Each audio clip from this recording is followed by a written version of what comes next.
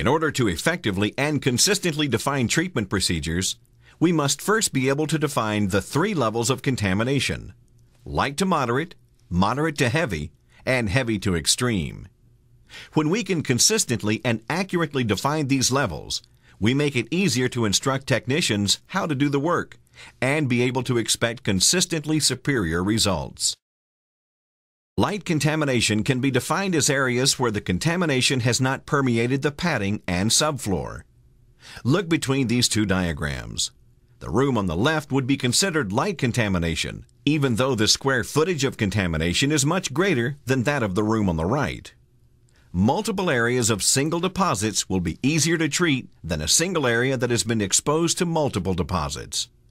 The room on the right would be considered moderate to heavy, or even heavy to extreme, depending on the level of contamination. This carpet is a good example of all three levels of contamination. Notice the circles with light centers. These are areas where a single deposit has been made. The darker areas with consistent coloring are areas where multiple deposits have been made and would be considered moderate to heavy. And the final areas are the ones with many deposits. These are the heavily contaminated areas where the carpet has literally been used as a litter box. I'm sure you've noticed by now that urine contamination isn't limited to just the carpet. Urine can leach into the carpet pad, tackless strips, subfloor, baseboards, drywall, and even the studs behind the wall. The surface stains only tell part of the story. You can see that many urine deposits have been made, adding layer upon layer of contamination. With contamination this severe, the backing of the carpet may very well have been damaged. Examining the integrity of the carpet backing is a very good habit to get into. Some severely damaged carpets won't hold up to aggressive treatments and may need to be replaced. As you can see, the contamination went far beyond the carpet. The padding and tackless have also been severely contaminated and will need to be replaced. Due to the location against the wall, it's a good bet the baseboards and possibly the drywall have also been contaminated and will need to be sealed if possible or replaced if the contamination is too severe.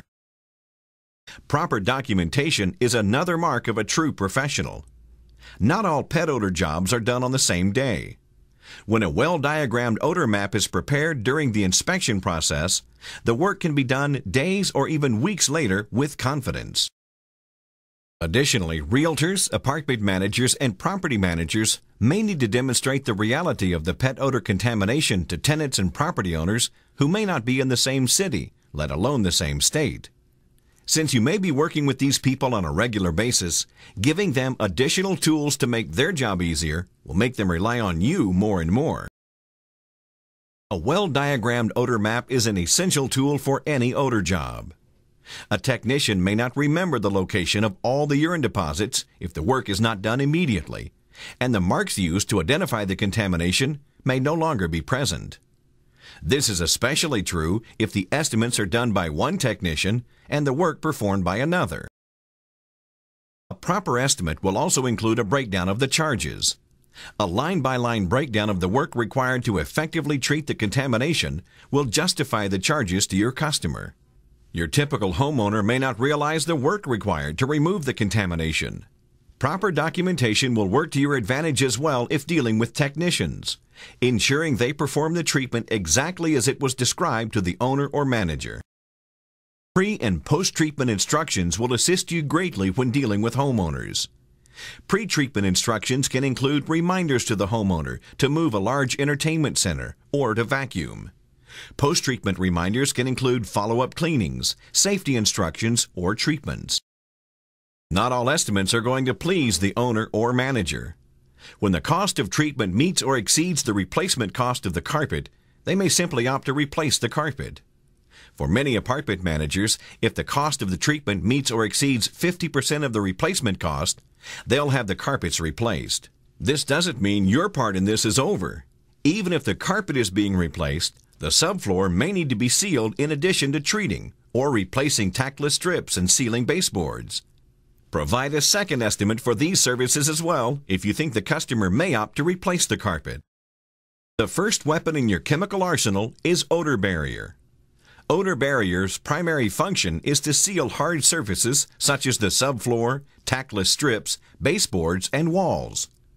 Once applied, the product forms a barrier and literally seals odors away from the environment. Odor barrier can be applied in a variety of ways. It can be applied with a paint roller or a paintbrush, but the most common method of application is with a pump-up sprayer. This method works very well, but the product may develop clumps during storage and should be poured through a paint filter or cheesecloth before using, or it may clog your sprayer. Odor barrier can be easily cleaned up with water until it dries. Once dry, the product is no longer water-soluble and requires a strong alkaline, like ammonia, to break down. So be sure to pour any unused product back into the bottle and rinse your sprayer thoroughly once you've applied the product. Do not let the odor barrier dry in your sprayer. Remember, even if your customer opts to replace the carpet, you still have the opportunity to be of service sealing the subfloor. Let's go over some of the finer points of this valuable service. When sealing the subfloor, there are a few points to keep in mind. First, check the tackless strip carefully. If it's stained, you can seal it, but if the wood is rotten and falling apart, be sure to mark it for replacement. Inspect and test the drywall and baseboards for contamination. It'll be much easier to seal and repaint or even replace these items before the customer installs the new carpet rather than after. And finally, be sure to accurately measure the square footage of the surface you're sealing. This will help you to accurately assess charges for your customer and ensure you have enough product on hand to seal everything. 1 gallon of odor barrier will cover approximately 400 square feet. To prepare the surface for treatment, make sure there's no debris to interfere with the odor barrier, and tape off any adjoining areas to protect them from overspray. The odor barrier will leave a visible film, so be sure you have any unwanted overspray wiped up before it dries. Remember, the odor barrier is no longer water-soluble once it dries, and requires a strong alkaline to break it down.